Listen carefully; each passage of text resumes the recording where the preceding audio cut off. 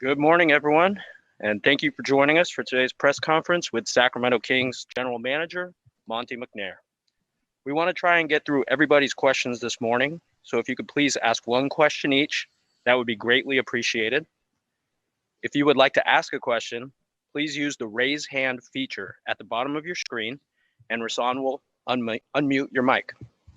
With that, it is our pleasure to introduce Monte McNair for his opening remarks. Monte, welcome to Sacramento. Thanks. Good morning, everyone. First, I want to thank Vivek and the organization for this incredible opportunity to return to my home state and lead the Kings basketball operations. Obviously, we're all trying to navigate these trying times with the pandemic. I just want to say that my heart goes out to everyone who's been affected. Additionally, the issues our country's facing with social injustice and racial inequality. I'm honored to join an organization that's been at the forefront of using their platform for good. I'm excited to partner with Coach Walton. We're going to build a winning culture here where our players can grow, thrive in our aggressive system, and compete hard every night. And as all loyal Kings fans, I want to become a team that consistently competes in the playoffs and ultimately contends for championships. So with that, I'm excited to get to work, and I'll take questions. We will start today with James Ham. How's it going, Monty? Welcome to Sacramento. Thank you. I guess my question would be, what is the vision that you were able to pitch to Vivek and this front office, and sort of how do you view this team? Is it a teardown? Is it a rebuild? Is it something that needs tweaked? Yeah, no, I think our goal is going to be to compete hard and start building these winning habits. We need to be more consistent. And going forward, we're going to maintain our flexibility. Obviously, we want to compete for the playoffs, but we know we have some work to do. And so my goal is to keep that flexibility and be aggressive whenever the time comes to improve the team. Josh Dubois, Associated Press. What are the biggest challenges you guys face just with not knowing when the next season is going to start, not know, all the things with the pandemic, the salary cap, things like that, just an uncertain offseason? What are the biggest challenges with that in terms of building what you want to build? Yeah, the NBA is going to handle that. Right now, I'm focused on getting in, learning all I can about the organization. We're focused on the draft, which is the next thing in front of us, and we'll be prepared for whatever scenario unfolds before us. Sean Cunningham, ABC 10. Hey, Monty, how's it going? Congratulations on the new job. Just as you look at the team ahead that you're, charged with retooling here and kind of building success, what just sticks out as your overall assessment of this roster? Yeah, there's a lot of talent on this roster and a lot of versatility. And I'm really excited to work with Coach Walton on what we can improve, which, I think we're aligned on. As far as competing hard and starting to build those winning habits like I talked about. And there's a lot of talent here that we can work with. Jason Jones, The Athletic. Hey, Mike. I guess nice to virtually meet you, but you've mentioned Coach Walton a couple of times already. Can you just ask you about your relationship with him prior to this job and what you know about him and how the two of you will work together?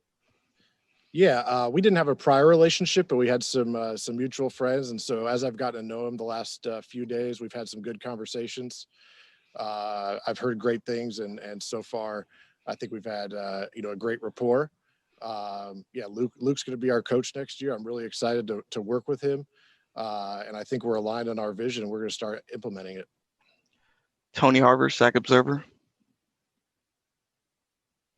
Yes, Monty. It's really good to have you here.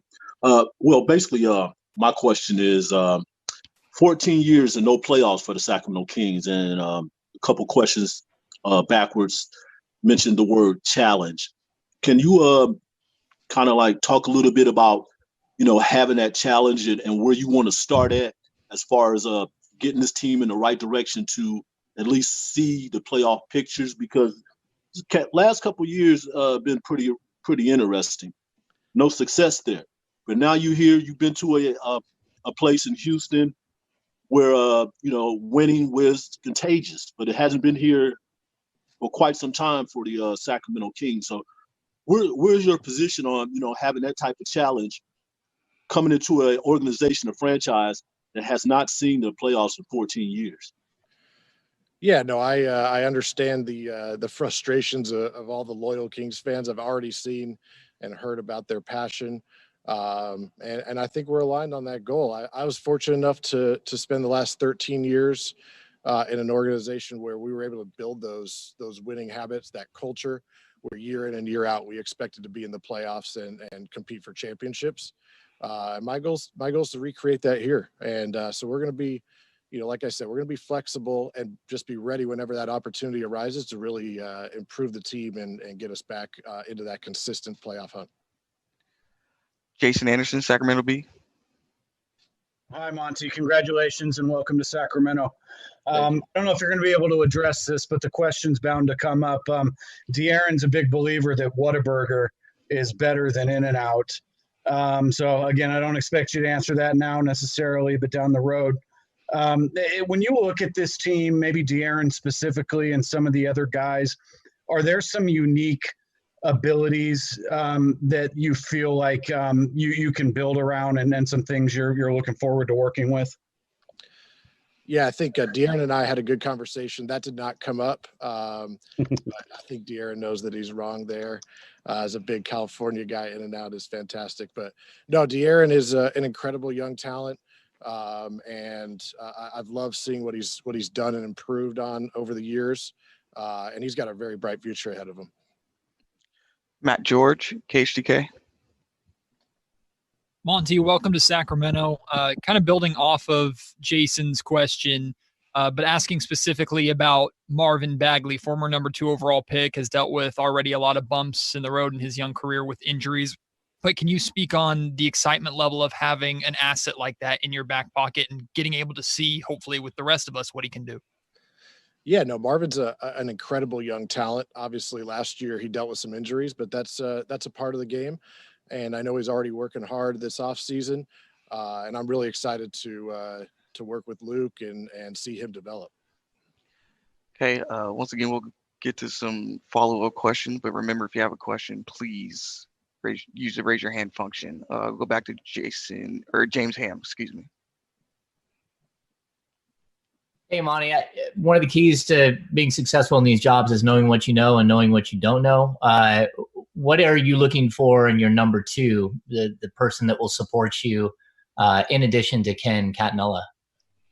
Yeah, no, I'm excited to work with Ken. We've worked on some trades and things over the years. He'll be a huge asset to me. And what I've learned in my years in Houston is you're only as good as the people around you. And so my job is to fill in the rest of the front office with people who are smart, talented, diverse, and complement me. So I have all the resources that I need to build this team. Sean Cunningham, ABC 10. Honey, just what are you most optimistic about if you had to identify 1 or 2 things that can, that kind of play to your strengths with the way this team is kind of set up? Yeah, I think there's this team showed some flashes last year. I think De'Aaron is certainly a great young talent, and I think his speed and ability offensively to create really is going to be a huge catalyst for how Coach Walton and I envision this team being up tempo, creating the space to shoot threes and attack the rim. And I think we're excited to get going on that. Sam Amick, Athletic. Hello, Monty. Good to see you. Hey, Sam. Welcome to SAC, man. I wonder, and Sean just kind of hit on this, philosophically, with the way you guys played the game in Houston the past couple of years, is it safe to assume you're going to have a lot of the same themes and approach and continue to push the envelope in that regard, or is there a kind of a personal evolution or a tweaking where you might take a few different angles on things with this job? Yeah, I think in Houston, we obviously we pushed some things to the extreme. That was, partly due to our personnel there. I think here we'll have to adapt to our personnel. There's some tenets I think that will apply here. We're definitely going to play fast. We're going to space the floor. But there's a lot of versatility and talent on this roster, and so I think that'll dictate how we build the team. Marty O'Cannon, Sacramento Observer.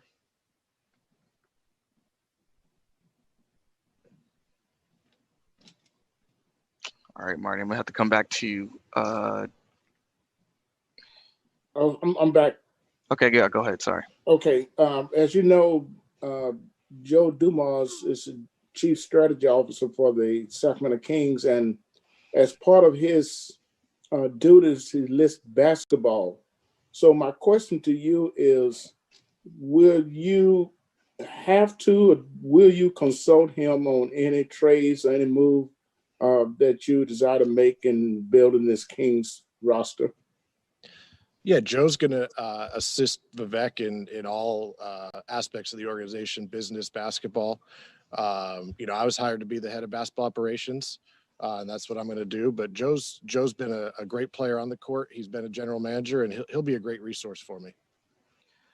Jazz King, Sacktown Royalty.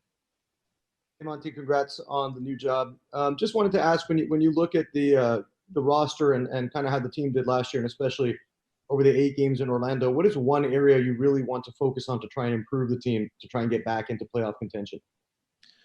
Yeah, I think first and foremost is, and I've talked with Luke about this. We need to be more consistent in our, night in and night out effort. We just start building those winning habits, and then as the time comes and we have the opportunity to improve the team, we'll be ready to go full steam ahead. Jason Anderson, Sac B. Hey, Monty, I also wanted to ask you about, your view of Buddy Hield. He's obviously one of the better, 3-point shooters in the league. And I wonder if, analytically, you've gotten into looking at numbers and offense versus defense and things like that. Are you able to kind of assess him as a player at this point? Yeah, Buddy's an incredible young talent. I think we all know in this league, spacing is of the utmost importance, and Buddy is one of the absolute elite shooters in this league. And we're going to be able to utilize that skill set as we implement our system. Tony Harvey.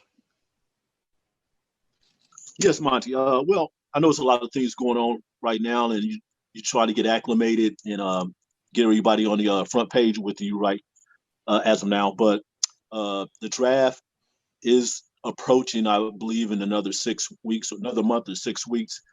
Just want to, get your idea, your philosophy of, handling a pick at that level. The Kings have had higher picks in the last few years, but just trying to get an idea of what you're trying to work out, with that 12th pick. And part 2, if you don't mind me asking, what's your philosophy of utilizing the Stockton Kings roster, which is also expansion of the Kings roster? Yeah, touching on the draft pick first, draft picks are absolutely essential way of building a team in this league. Excited to have the 12th pick this year. I think it's a deep and talented draft class. We're going to dive in deeper in the coming weeks, but I think we'll definitely be able to utilize that pick to improve the team.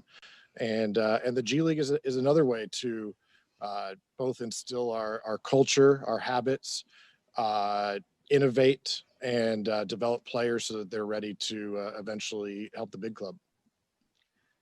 Jason Jones, The Athletic. Monty, as you begin to meet with more players, I'm thinking about a guy like Bogdan Bogdanovic. He's restricted, but he's a guy who's used to winning before he came over to the league. And one thing I know that he's expressed a desire is that to see the culture become more, a winning culture. What's your message to a guy like him as you try to can show him that this is a place you can, be, and we're on that track? Yeah, I was able to reach out and connect with Bogdan. He's a great player, incredible talent, has those winning qualities, obviously versatile offensively, and was a big part of this team's best stretches last year. So, he's a big part of this team. Joe Curley from Ventura County. Hi, Monty. Obviously you've spent the last 13 years in Texas. Just what has the last week or so been like, unmooring yourself from that life there and moving back to California? I'm sure it's been a whirlwind.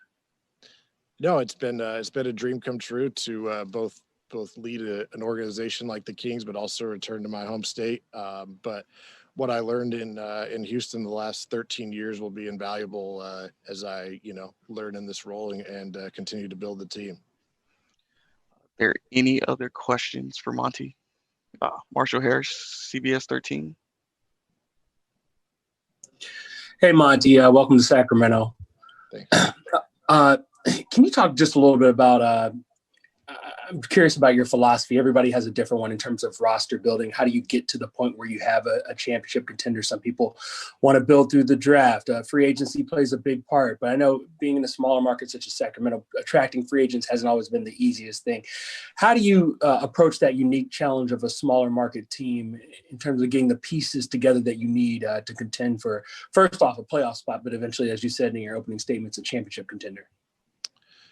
Yeah, I mean, I think in Houston, I learned a lot. We went through many different stages and ultimately became a contender. So I'll learn a lot from that.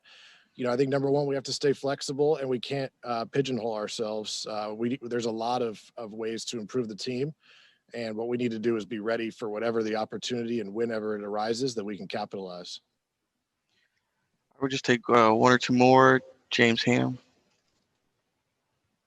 Hey, Monty, you guys were pretty aggressive in Houston over the last few years with your roster.